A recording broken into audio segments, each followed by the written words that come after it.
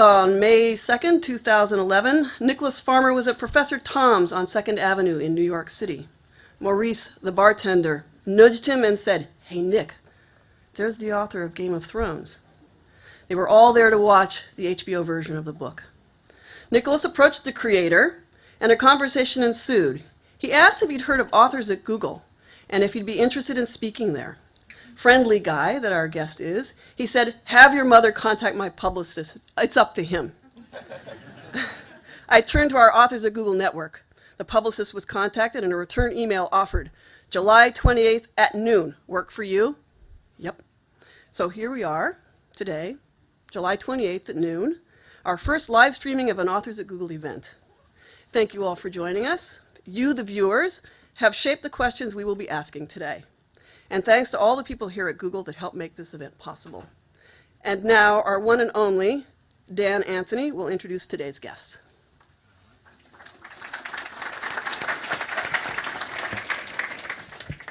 Wow, this is awesome. We've got one of the largest rooms on campus and it's packed to standing room only. About the only thing that would be cooler than this was if Joss Whedon came rushing in the door and said he suddenly had to cast a Googler to star opposite Scarlett Johansson. I think for a lot of us, fantasy, our journey into fantasy is an individual thing. And, you know, it's very much of our generation. As a child of the 70s, like I suspect a lot of people in this room, you know, my first foray into fantasy was a sort of Shannara, and I never looked back from there. It took me a while to get to A Game of Thrones, which, as hopefully everyone knows, is the first book in a Song of Ice and Fire. And like a lot of people in this room, I suspect we had some of the same touch points. You know, David Eddings, Robert Jordan, Terry Goodkind, Tolkien, you know, all the folks who really make up the backbone of fantasy. But I think one thing we can all agree on, no matter how we got here, is Game of Thrones. It's certainly not the sort of Shannara. But it probably helps that as a New Zealander, fantasy is kind of in our blood, and we're used to weird things. So not only do we have Australians to deal with, but we've got orcs, goblins, hobbits, dwarves, horse lords, you know, men in leather with swords and whips and chains, and you know, heck, that's pretty much any Auckland nightclub on a Saturday night. But what we don't have is any characters as awesome as the world's favorite dwarf, Tyrion Lannister. And George, that doesn't mean you can kill him off now. But Tyrion's only one of many. And we have Arya, we have Cersei, Jaime, Ned for the 10 minutes he was alive.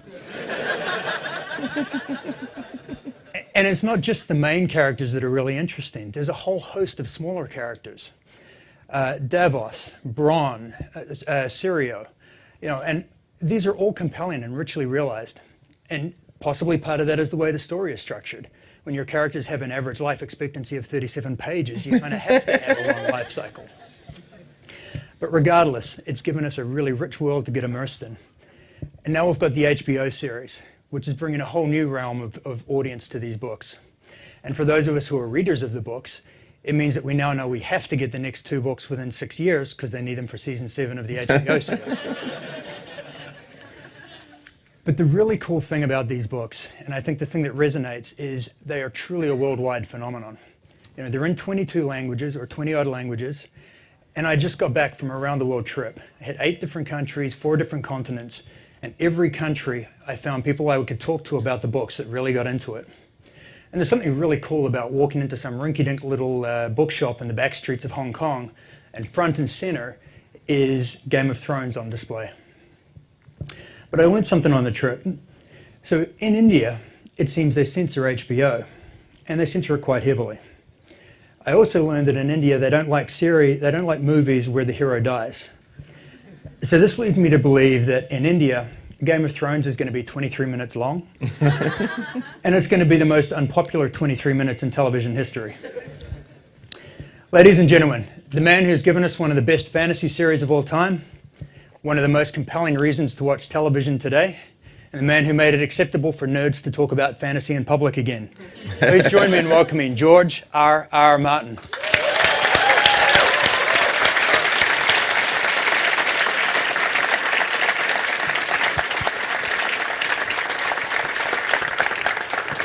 Oh, thank you all. It's a thrill to be here. This is quite a kick for me. I'm on my book tour now for Dance with Dragons and visiting a city a day. It's sort of a blur where I am right now, but I've done many events. This is the first time I've done one like this. However, where most of the audience seems to have computers in their laps, that's sort of intimidating. But interesting, very interesting. So it's I came out of the world of science fiction. I wrote a lot of science fiction early in my career, and I've always gone back and forth with other science fiction writers about whether fantasy and science fiction are in fact two different flavors of the same thing, which is my contention, or whether they're absolute polar opposites, and fantasy is corrupting the precious bodily fluids of science fiction, which is the contention of others. And I think the fact that I'm here at this campus devoted to the world of computers and the cutting edge of tomorrow, and you're all fantasy geeks, is proof that I'm right. And it's all one big thing. Thank you for coming, George. We really appreciate it. And a token of our appreciation on behalf of the whole project team, presented by the person who designed these fine T-shirts that we're wearing. Oh, well, thank you very much. It's entirely inspired by you. Our take on the wonderful mythos that you created, and we combined it with the Android. So it's a homage. Great, thank you very much. Take care. And we do expect you to wear it on your next television appearance. Oh, okay. So for everyone in attendance and the folks on the stream, we have taken the most popular questions from the YouTube page, the moderated page, and from internal Googlers. And we'll be going through those questions today. One of the guiding principles we have, since a lot of the folks here are going to be new to the series and know it either from television or from just reading the first book, is we're not going to ask any questions that touch on content matter beyond A Game of Thrones. So even if your question got bumped up, unfortunately, we may not be asking it today. So with that, we have a question from Jigger444. You mentioned you had trouble cutting down some of the Arya chapters for A Dance with Dragons. Would you ever post the unused material on your website? No, probably not. I do save everything when I cut material. I do save it because I may find a place for it later. And there are things that I cut out of the second book that I find a place for in the fourth book, and that sort of thing is constantly going on. But I'm still carrying forward material that I cut from the first book. Some of it as short as a single pithy sentence that I particularly liked but no longer fit, and others half chapters of that I took out. And maybe I'll find a place for that, but I have a feeling that much of that and more will still be in my my files when the whole series is done. But I don't know. I ever wanted getting out there. It's taken out for a reason. There's one chapter from the new book, from Dance with Dragons, that this does go beyond Game of Thrones, but I'll be vague. There's this Tyrion chapter that drove me crazy all through the decade, it seemed, that I worked on Dance with Dragons and its precursor Feast for Crows, where I kept putting it in and then taking it out and then putting it in and then taking it out, and then I put it in as a dream sequence, and then I took it out, and then I made it a series of recurring dreams, each one going slightly further, so I put it in 7 chapters, and then I took it out of those 7 chapters. And it's one of those chapters that I think is, by itself, is a terrific chapter. I like the way it came together. It's vivid, it's kind of spooky, it's got some really great visual imagery in it, and it leads me absolutely down a dead end, where if I take that path, I'm kind of stuck on a detour, and so I had to take it out. That chapter I may, I don't know, publish at some point down the road, but not most of the other material. Great. So the next one is a multi-part question, and it came up a lot on the public site, and there are also some Googler questions around it as well. Have you ever, and this comes from somebody whose name I can't pronounce in Vancouver. Have you ever been influenced by some of the crazy theories your fans come up with for mysteries in the books? Have you ever changed an aspect of your story based on fan feedback, i.e. if one of their theories is better than what you originally planned? No, but I am concerned about that possibility, which is one of the reasons I don't tend to read the fan boards. I mean, when the first fan boards started occurring and they started theorizing and analyzing the books in such detail, and I'm going back now to the mid-'90s, really, when the first boards appeared. Dragonstone, coming out of Australia, that Peter Gibb ran, I think was the first board I was aware of. And a couple others came up after that. I was very flattered, and I did read all the theories. And then precisely this point occurred where it says, you know, what if they're guessing the things that I haven't revealed yet? What if they guessed them correctly? How does that affect me? Do I then say, oh my God, they figured it out already, I better change it?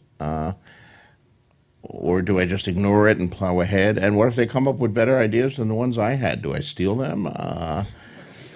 And I didn't like any of these possibilities, so I said it would be better for me to try to keep my distance and not go on these boards and try to. Somehow it's a futile effort because people also write me emails and people come to public forums like this and you know, they come up to me at signings and whisper their theories in my ear and things like that. So I am kind of aware of some of the speculation out there, but I try to keep my distance from it precisely because I don't want to be impacted. I mean, you know, it's one of the drawbacks of the whole internet culture and this world that you guys have created, that something that previously maybe one reader in 1,000 would have guessed, but you still had the other 999 who would have no inkling until you reveal it in a book. Now that one person in 1,000 puts it on an internet message board and everybody sees it and they say, oh yeah, that's right. Now I see the clues, I got it. And pretty soon half the readership, or at least the internet savvy portion of your readership, knows it. But what do you do then? Do you change it and come up with something goofy and outlandish that you haven't done the foreshadowing for, that you haven't laid the foundation for, just in order to surprise people? I mean, sure, I could have like aliens come down and that would certainly surprise the hell out of everybody. No one is predicting that, but it would ruin the series. So basically, you can't let yourself be influenced by this stuff, and I try not to. Great.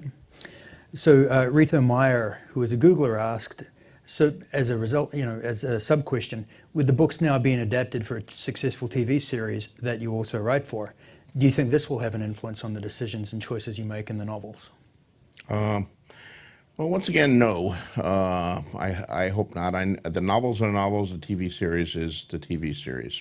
And they're two different beasts. The TV series is very faithful so far. I do write for a series. I do one episode per season.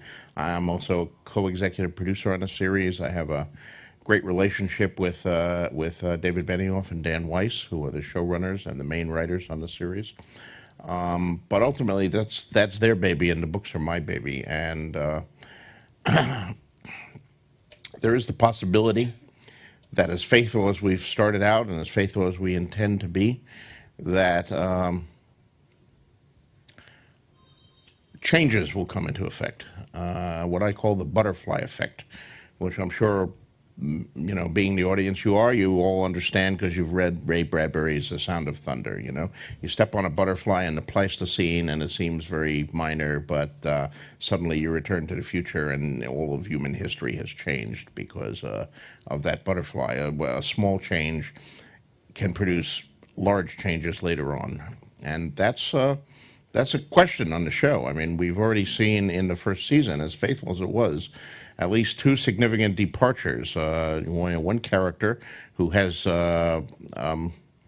his tongue torn out with hot pincers, who later in my books, that doesn't happen to him, and he's around and gets involved pretty seriously in some stuff in book 3. He's not going to be around to do that, so David and Dan are going to have to remove that stuff or create a new character or somehow address that problem. Similarly, the great scene in book 1, or in the first season, where Khal Drogo confronts the man Mago and the Dothraki blood rider and rips out his tongue. Terrific scene, completely made up largely by Jason Momoa and by Dan and David. It doesn't happen in my books. Mago is still alive in the books and still has yet to be dealt with. So these kind of butterfly effect things may produce changes down the road, but I mean, what am I going to do? Go back and retroactively rewrite book 1? Maybe I should. That throat scene was great, but no, I can't let myself be affected. I am aware of what they're doing in the show. I advise Dan and David whenever they're about to hit the butterfly effect, and sometimes they change according to that, and sometimes they plunge ahead. So the two beasts are the two beasts, and each one is separate from the other. Okay.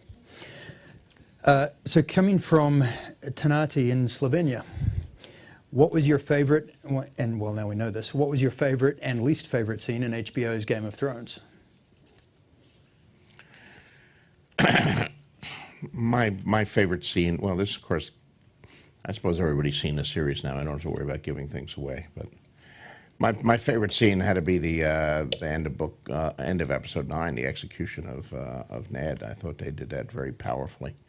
It was, not precisely as described in the books, but it was certainly moving and evocative. The director did a great job on it. The scriptwriters did a great job. They added a wonderful grace note, which is when Ned is being led up to the stairs where he sees Arya, and he says to Yoren of the Night's Watch as he passes him, he says, Baelor, to set in motion Yoren saving Arya, which is not in the books. In the books, Yoren just spots her on his own and takes his own initiative. But it was a great idea to give that little moment, that one last kind of heroic act by Ned. So I love that. I love what they did with that moment. But there were a lot of great scenes that I love. The final scene with Dany, the season closing episode, which I was in considerable trepidation about, because how good were the dragons going to be? That's a big CGI thing, and we're it's a reality of television today. That television has become so good, and the technical standards of television have become so good, that a large portion of the audience is judging us on the basis of what they're seeing on major motion pictures. So we always have to run the risk of, if we do CGI, people say, well, it's not as good as what I saw in Lord of the Rings or in the latest, big budget science fiction picture. And it's so frustrating because, of course, those shows have immensely more time than we do, and they have budgets that are 10, 20, 100 times our budget. And, there was a time when the audience made that distinction. They did not expect a chase scene on an episode of T.J. Hooker to match what they would see in Bullet or The French Connection or a major motion picture cop scene at the time. But now they do expect it, and it's a challenge for our special effects guys and our technical guys to live up to. We have a very sizable budget for a television show, but it's still a television budget, and it's not a feature film budget. So we're always having to wrestle with that. Least favorite scene, I don't know that I really have one. I suppose my least favorite scene that actually appeared on camera would be the hunting scene where Robert is boar hunting, because there was like Robert and Renly and Barristan were sort of tromping through the woods alone, and I talked to Dan and David and said, there should be like 100 other guys and horses and tents, and when the king goes hunting, it's not like, okay, I'm walking through the woods with a spear here. But And, you know, they don't disagree with that. I mean, they said, yeah, we would have liked all that stuff too. But once again, it's budget, you know. We had an hour to shoot that scene, and our horse budget was exhausted for the season. So there we were. You know, it's the realities. I mean, the great thing about writing books, as I do now, is that my budget is unlimited. I can write anything that I can think of, and I'm limited only by the size of my imagination and by the size of the imagination of my readers. But when you translate it to television and film, you have the realities not only of the budget, which I've mentioned, but also of the shooting schedule. You know, you have to keep on schedule, and if you have a lot of trouble getting the scene you were supposed to shoot in the morning, that gives you less time to shoot the scene in the afternoon. But you can't slop over to the next day, or you start getting a rolling effect, and you fall further and further behind your shooting schedule, and then you're more and more over budget, and it becomes a mess. So all of that impacts too. And this is all the kind of behind the scenes, I don't know, technical stuff that really the viewers should not have to worry about. The viewers really should just have to view the final product. But nonetheless, for those of us concerned with behind the scenes stuff, it's a reality of life. Well, the actual thing, I mean, for the most part, I loved all the scenes that were in the books that they translated to the TV show. I think they did all of those great. I also loved the vast majority of the new scenes that they did. If I have any quibbles with the show, and they are quibbles, very minor thing, it was the missing scenes, the scenes that weren't there at all. As I watched the show, you know, frequently I would find myself thinking, oh, okay, now they're getting up to this scene. That's really good. They didn't have that scene. They skipped over that scene. And some of them were scenes that I had seen the actors do in auditions. They had been scenes that actually had helped the actors get their roles. So I really expected them, because I already knew, oh, the actor will do this great. I saw them do it in audition, you know, sitting in a room in front of a curtain, and now I'm going to get to see them do it in costume on the set, and then, oh, it's not there. So I would have loved to have 2 more hours to have a 12-episode season instead of 10. And of course to have, you know, an extra $50 million. But who of us wouldn't want an extra $50 million? They did do a great job. Yeah. I mean, as a fan, when your only complaint is that Sirio has hair and that one guy looks like Orlando Bloom, it's a really good series. We get a fair amount of people who are upset about no purple eyes too. You know, I get to, why aren't their eyes purple? Well, try wearing purple contacts to see how you like it. All right. So Dan, we have some Googler questions that were collected through Google Moderator, and we'll kick off with one of these right now. This one's from Peter in San Francisco. He writes, the sex, nudity, violence, and gore in the HBO series, so continuing with our previous question, has been very much like the books. It preserved a similar feel. Could you please discuss the creative process around the inclusion of this mature content? Was there any pressure to tone it up or down? Well, of course, there was no pressure on me, because I'm hardly involved. I mean, I am basically a consultant, and who writes 1 episode per season. And so whether there was pressure on Dan and Dave to go one way or another, I really don't know. If so, they didn't share it with me. You know, we did make some decisions early on that we wanted to include that material, and the biggest one is where we took the show. When Dan and Dave and I decided that we would do this project together, and I attached them, we discussed this at some length and said, well, you know, we have to go. HBO was our first choice and pretty much our only choice. If HBO had said no, or they weren't interested, yeah, we could have gone to another couple of our cable outlets. But I think we were all agreed right from the beginning that we weren't going to go to the traditional networks, ABC or CBS or NBC or any of those, simply because they would have made us remove all of that material. Everything would have been gone, and you know, much toned down violence, no sex whatsoever, or just sort of a few hints of sex, certainly no inappropriate sex. And you know, a fantasy series, they would have slotted us as an 8 o'clock show. I mean, I've been through this in my Hollywood years. I worked 10 years in Hollywood from the mid-'80s to the mid-'90s, and I worked on a couple shows, Twilight Zone, the Twilight Zone Revival and Beauty and the Beast, both of which were 8 o'clock shows. Despite the fact on both shows we kept saying we don't want to be an 8 o'clock show. We want to be like a 9 o'clock or a 10 o'clock show because the standards and practices, the censorship things are a little looser there, and you can do a little more material. And the network guys would promise us, oh, well, we know that. We really think of you as an adult show, not a kiddie show, but, we have no room on the schedule, so we'll put you as an 8 o'clock show, but we'll treat you as a 9 o'clock show.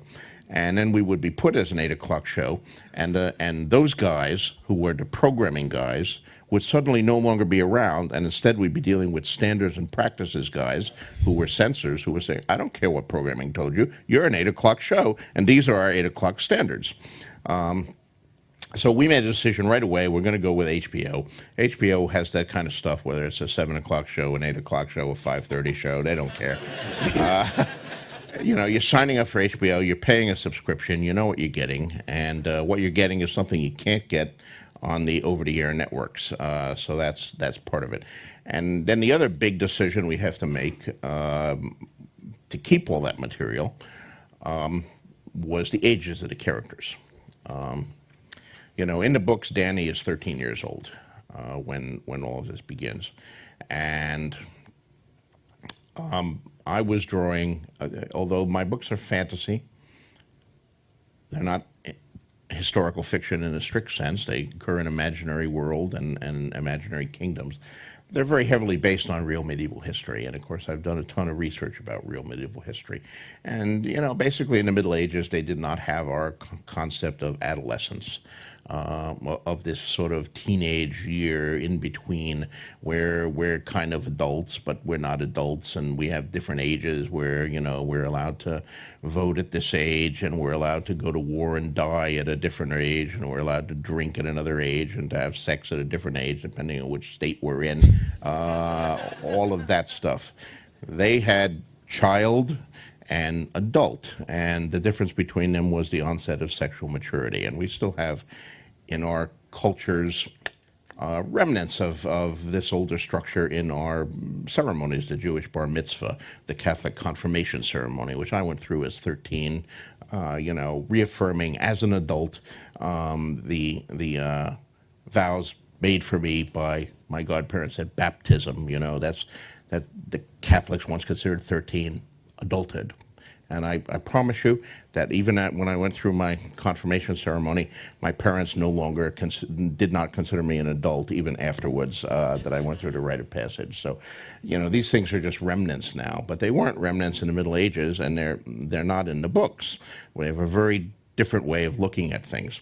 So I was using that based on historical precedent. But there was no way that was going to fly in our present environment. We couldn't do that. If we had cast a 13-year-old Danny, there could have been no sexual stuff whatsoever with her. And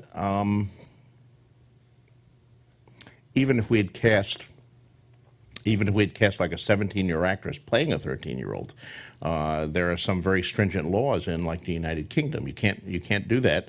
Even if you have an actress who's past the age of consent playing someone who's under the age of consent, you cannot have a sexual situation because it gets into the whole child pornography thing and stuff like that. So we have a 22-year-old actress playing a 17-year-old Danny instead of a 17-year-old actress playing a 13-year-old Danny.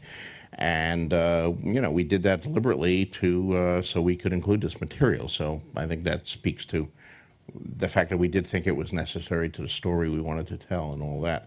Of course, once you make that change, then you have to make all of the other changes, and you have to age up the other characters, because Danny's birth ties to she was born posthumously 9 months after the Battle of the Trident and the fall of King's Landing, and so the ages of the other characters has to be adjusted accordingly, and it becomes a whole, once again, the butterfly effect. It's that the whole thing is a tapestry, and you can't just change one string without the whole thing unraveling. So Dan and David made this whole series of changes, but a long answer to a short question, I guess. Good answer, though. Yeah. So I know you've got the prequel novellas out there, but DNJ, Seven Lisa in San Diego asks, would you ever consider writing a prequel to Song of Ice and Fire series once it's finally done? such as the backstory of Lyanna and Rhaegar, or Ned and Robert. They'd love to see how it all started. And by the way, when you're answering the questions, feel free to correct the pronunciation. It's Okay. come up a few times.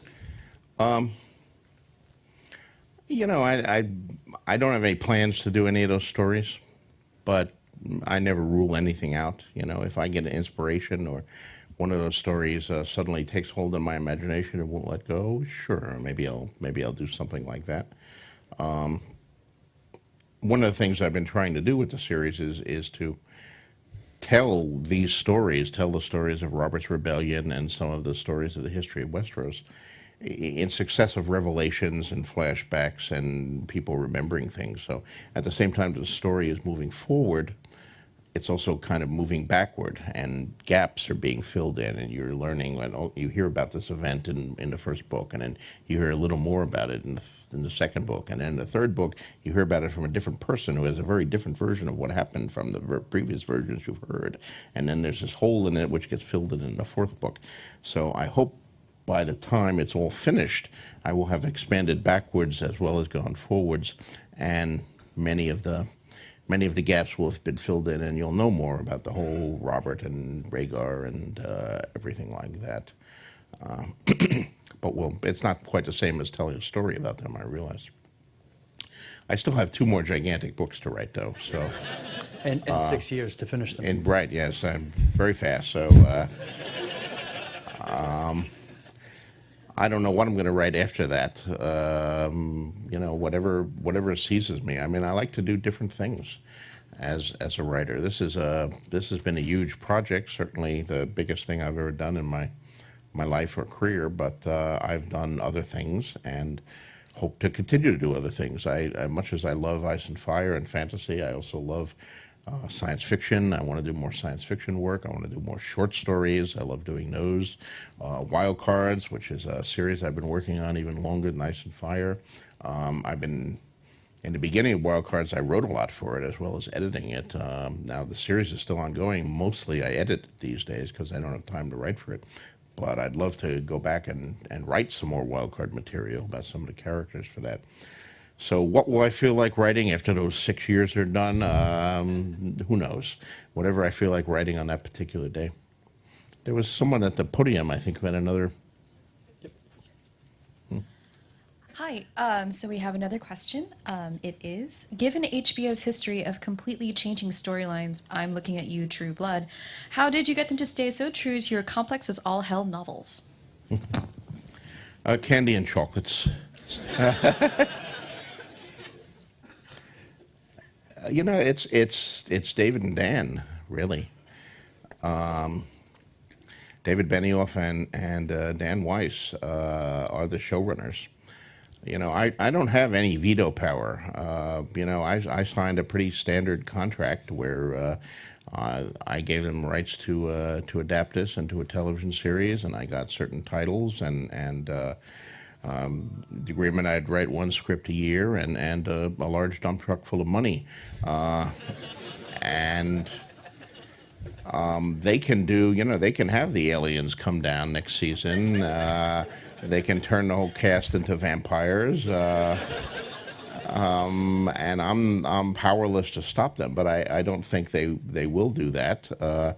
They love the books, and they seem committed to telling my story in a different medium. And I knew all that before I signed any of the contracts. I mean, when these books started hitting the New York Times bestseller list, which was as early as Clash of Kings, I was approached by other people who wanted to adapt them, many for feature films. And I had meetings with those people and, you know, heard their plans. How are they going to fit this giant thing in a feature film? Well, we're going to make it all about Jon Snow and we'll drop all these other characters. Or we'll make it all about Dany and we'll drop all these other characters. They had various schemes or of how they would do it. We'll just make the first book up to this point, and then, you know, we hope that the movie will do well enough to order a second movie. And none of these really appealed to me, so I said no, which it's always said that no is the sexiest word you can say in Hollywood. The more you say no, the more they want you. And I guess that was true because they kept coming, and eventually David and Dan came, and we had a wonderful meeting that lasted like most of a day. We met for lunch, and you know, we were talking and getting all animated about how we were going to do the series over lunch and in a crowded restaurant in Los Angeles. And little by little, it emptied out, and pretty soon we were the only people there, you know, drinking our 7th cup of coffee and iced tea and still talking about it. And then more hours passed, and we're still talking in the restaurant. The dinner crowd is coming in, and they're setting up for dinner. I think we closed that restaurant that night. So it was one of those classic meetings that you only get once in a while, but I had a great feeling about them. I mean, you know, if you're J.K. Rowling, you can go into a situation where every studio in Hollywood wants you, and you can set very stringent terms where you get to approve everything. But if you're not J.K. Rowling, and virtually nobody is J.K. Rowling except for J.K. Rowling, then you can't do that, and you have to find people that you trust and put your faith in them and in the understanding of the story. Which is something that I think I also understood a fair amount of that because of my 10 years working in Hollywood and the fact that I had seen the other side of the process. Sometimes I think some of my fellow novelists who have not worked in television and film are very naive about this process. You know, they get an offer, and there's the dump truck full of money, and you know, they sign it, they cash the check, and then they're not involved in the series. You know, they may get invited to the premiere, and they come out of the premiere looking like, you know, all of their children have just been gassed, and you know, with a stunned look on their face because everything has been changed. And it's, some of them get very upset and start writing angry editorials and things like that. I haven't heard of anyone except Alan Moore actually returning the check, however. So I think there's a certain, I don't know, hypocrisy there. It's not a secret that Hollywood does change things, and maybe they change too many things. And when I have my writer hat off and I put on my reader, my fanboy hat, I get, you know, upset as anyone, and I can go on for a long time about, you know, how they change things in Spider-Man and the Fantastic Four in ways that I don't approve of. But you know, nonetheless, you got to know the job is dangerous when you take it, you know. Great. This one's for the nerds. So Dan Foley 182 in the UK asks, is it possible to warg into a dragon? Well, we'll have to see about that, won't we?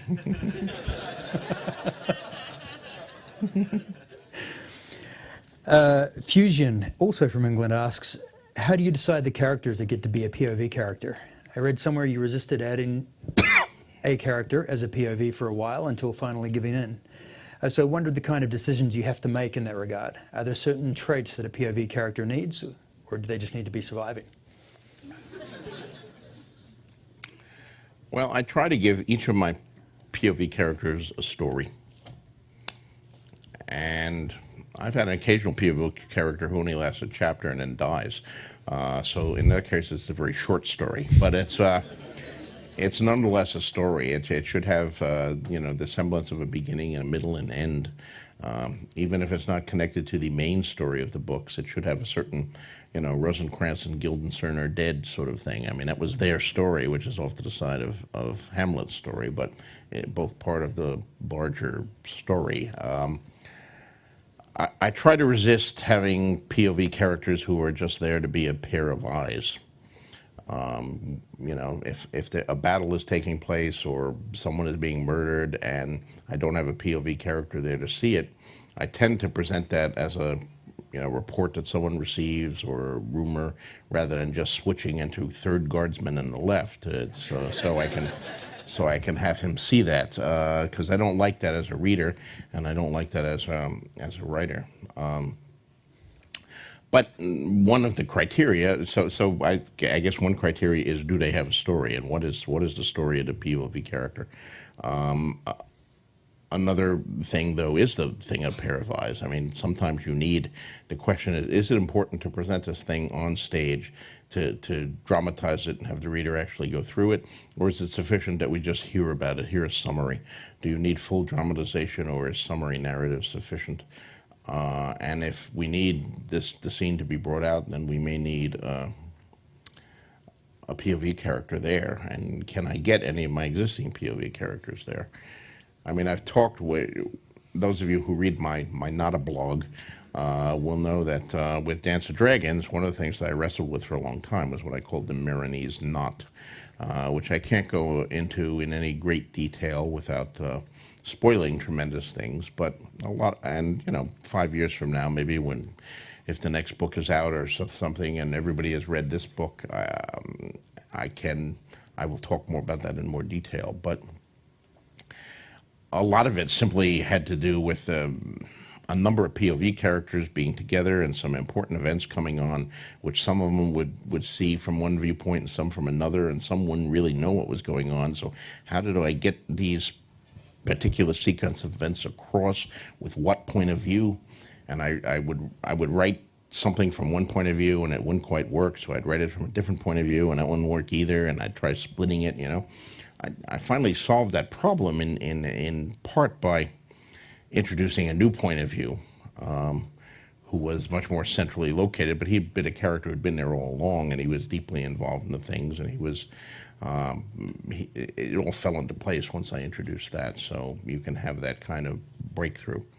But I do need to kill a lot more of my point of view characters, because there have gotten to be an awful lot of them, but...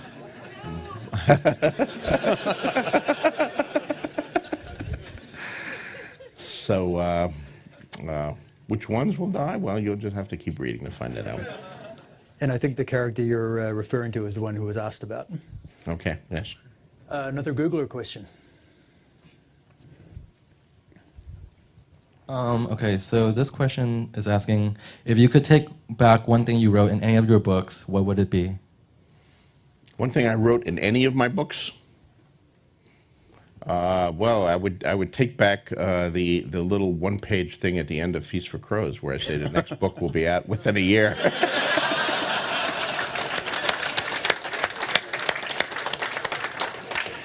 That one has gotten me into no end of trouble.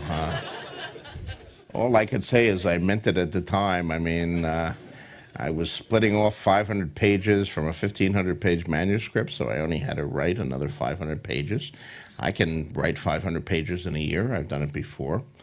Of course, the book turned out to need an extra 1,000 pages, not 500 pages, and I wound up rewriting almost all of the 500 pages that I was pulling out, so I turned out to be a lot more than 500 pages.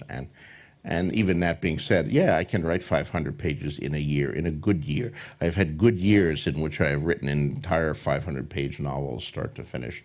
But that's not to say I could do it every year, regular as clockwork. I am, unfortunately, a slow writer, and have always been a slow writer.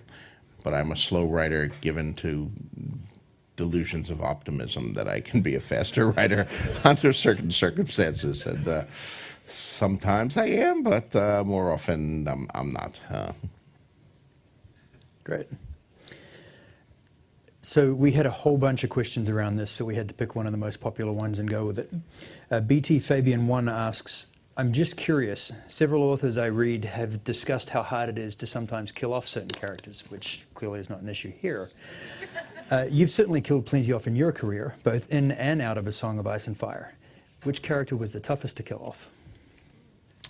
Well, I won't mention any character names, but the Red Wedding was the hardest thing I ever wrote. And those who have read the books know what I'm referring to. That chapter occurs about 2/3 of the way through Storm of Swords, but it was actually the last thing I wrote for that book. When I reached that chapter, I couldn't write it. I skipped over it. I wrote all the aftermath and, the other things. I wrote The Other Wedding, in which someone also dies. That one was easy and fun to write.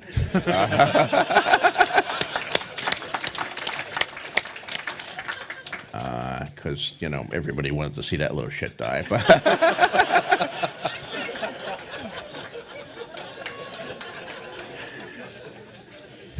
Actually, I'm being glib. I should say, yeah, that was an easier chapter to write. But even at the moment that particular little shit does die, I tried to write it so that you would feel a moment of empathy for him in in his dying, and bring home the point that this too was a human being who was scared and terrified and then dead. But only after everything else was finished did I go back and force myself to write the actual wedding chapter, simply because it was so painful to write. I invest a lot in these characters, and particularly the viewpoint characters. I live inside their skin, so it's a little bit like killing part of yourself or smothering one of your children. But sometimes it has to be done for the service of the Almighty God of the story, and the story always comes first. And related to that, do you ever find that it would have been more expedient had you not killed the character off later on? No, not really. Not really. Sometimes my readers write me and they wish I hadn't killed off a particular character, but there was a reason for all of the major character deaths. I mean, a lot of minor characters die too, and sometimes I don't even remember that they're dead. I occasionally. I'm saying some Night's Watch expedition leaves out and it has Fred, Bill, and Sam on it, and Elio of Westeros points out you actually killed Bill 2 books ago. Oh, damn! All right, I forgot about that. He died in a Then's attack, but fortunately I have fans who have sharper eyes than I who will point out this stuff. But the major character deaths have all been planned and are all a part of the story, and I don't regret them. Hopefully this means Syria will pop back up again. Can we have another Googler question? Okay, so this next question is, in your books there are several religious systems, such as the Seven, the Drowned God, the Faceless Man, the Old Gods, etc. How do you come up with such a detailed yet entirely distinct doctrines? Are there any that aren't detailed in the books? Well, yes, to start with the last part first, yes, there are many religions that are not detailed. You can see some of them in Arya's Bravos chapters, where she passes through the islands of gods, and I throw in references to 17 different obscure religions that I'm probably never going to reveal in much detail. But some of them are, of course, little tips of the hats to other fantasy authors and mythoses that I admire. I mean, if there is both a Roger Zelazny tip of the homage and a H.P. Lovecraft homage on that Isle of the Gods for those who are sharp enough to see them. I do that kind of shit all the time. So the Three Stooges are in book 1 if you're sharp enough to find them. The major religions that actually play a significant role in the story are somewhat based on real religions or real religious systems, although I don't believe in just doing a one-to-one transformation where I'm going to take like Islam and file off the serial numbers and call it Mislam or something and pretend it's the same. I take certain tenets of the religions, but then I maybe take part of this and part of that, and I meld them together, and I think about it, and I add a few imaginative elements. But certainly the old gods of the North, with the trees worship. I mean, that's based on animism and traditional pagan beliefs of Wicca and various other Celtic systems and Norse systems, melded into a construct of my own, and with the fantasy element of the weirwood trees added as a central element there. The faith of the Seven is very loosely modeled on the medieval Catholic Church, but again with different elements. I mean, of course, the Catholic Church, which I'm no longer a practicing Catholic, but that was how I was born and raised, has the whole concept at the heart of it, Trinity, which was, explained to me as, well, it's three, but it's also one, which kids can never get. It's like, okay, we have three gods. No, you don't have three gods. You have one God. He has three, parts. Okay, so we don't have three, we just have one, right? It's like the shamrock. That was how, the three-leaf clover. So I did that, except I made it 7 instead of 3. I have the whole, well, we have 7 gods, we have 7 personas, so instead of Father, Son, and Holy Ghost, we have Maiden, Mother, Crone, which of course I took from paganism as the traditional female thing. I kind of hobbled the male side together, and then I added the stranger as the god of death, who's also the center of the cult of the faceless men. I mean, I think worship of death is an interesting basis for religion, because after all, death is the one universal. It doesn't seem to matter what gods you pray to. We all die in the real world and in fantasy worlds. And if there was one culture where you did not die, I suspect that god would become very popular. They will promise us eternal life, but whatever. So my faith, with its hierarchies, its high septon and its septs, and its orders of essentially monks and priests and so forth, is loosely based on Catholicism. And then you have the red god, the Lord of Light from across the sea, which has a certain Zoroastrianism elements to it, with the fire worship and so forth, and the duality, and also a lot from the Albigensian heresy, the Cathars, who were exterminated by the Catholics in the Great Albigensian Crusade. But they had the fundamental belief, a dualist religion, that there were 2 gods. There was a good god and an evil god, and the world we live in was created by the evil god. Which, when you look at the world, particularly the medieval world, it's kind of persuasive. What kind of good god would create that kind of crap, what kind of good god sits around and saying, leprosy, good idea. Let's give them leprosy. So the Lord of Light. All the religions are based. This is my general philosophy, I think, for fantasy, is not to base it in reality, but then get a little imaginative to it and rework the elements and put this with that and add your own touch to it. But the grounding it in reality, I think, gives it a certain verisimilitude and plausibility, where just entirely made-up religions that are unconnected to anything, it's much more difficult to make them plausible. Okay. Emil Shin in Maine asks, if you lived in Westeros, which house would you like to be part of, or in which area would you like to live? Well, there's something to be said for being an honorable Stark, but you're kind of cold all the time and poor and so forth. You have a lot of land, but there's not a lot of stuff on it. On the other hand, if you're a Lannister, you have a nice house and all the gold you want and all of that stuff. So there's a lot to be said for being a Lannister. I don't know. Maybe I could probably see being a Lannister. And I would always pay my debts. Great. Let's take another Googler question. Okay, so this question asks, how do you keep all the secrets of the book to come to yourself? Are you dying to tell people what you know, or do a few people already know everything?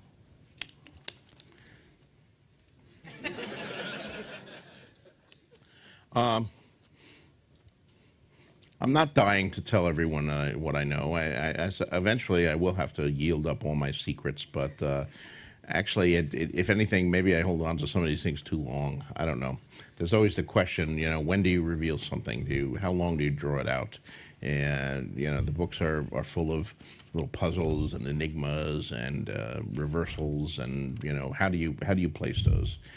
You don't want to give it away too soon, but if you stretch it out too long, everybody's going to guess it anyway. So, at what point is that? But I kind of like having the puzzles, and you need to keep at least some of the puzzles to the end. So, but then again, you can't keep them all to the end. Otherwise, you end with a final chapter that's just, one guy endlessly talking about, well, there's this, and then there's this, and the explanation for this is this, and it's a very boring and not very good chapter. So,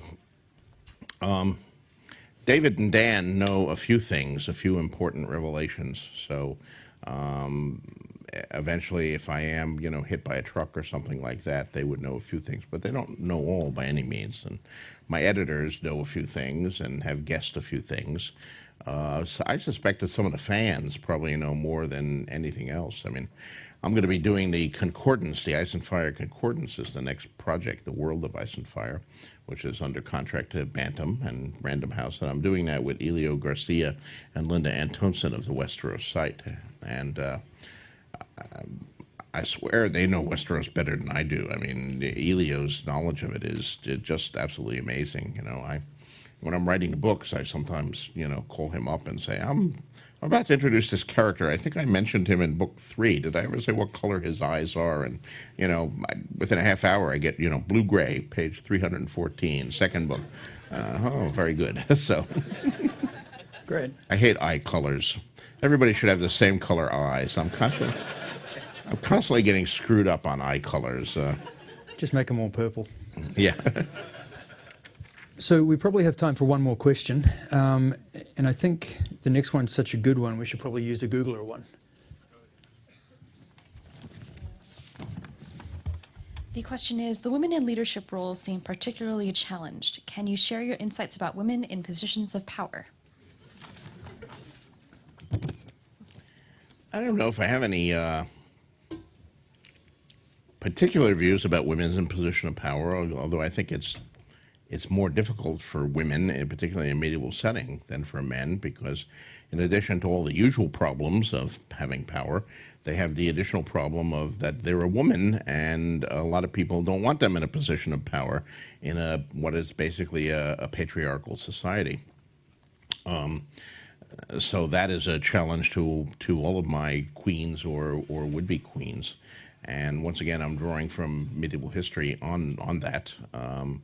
You can repeatedly see some of the women who assume positions of power, be it Cleopatra in ancient Egypt, or the Empress Maud during the Great English Civil War, the war between Stephen and Maud, who was essentially rejected simply because she was a woman, and even though her claim to the throne was very, very clear-cut and was endorsed by her father, the king, and yet they turned to a cousin instead, simply because he had a dick. Well, to be fair, he was also charming, and she was sort of difficult. So, but nonetheless, there is that additional challenge. But one thing that I am trying to get at in the books, a political aspect, if you would, is to kind of show that this stuff is hard.